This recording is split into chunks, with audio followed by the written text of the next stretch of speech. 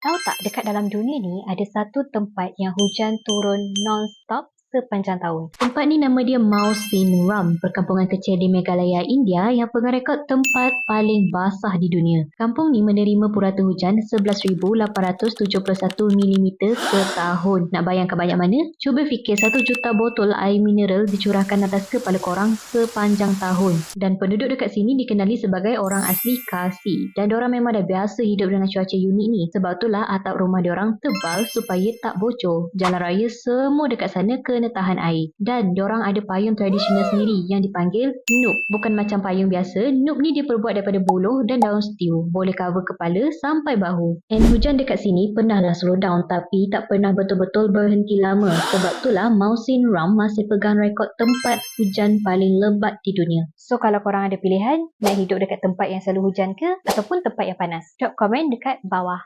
Bye!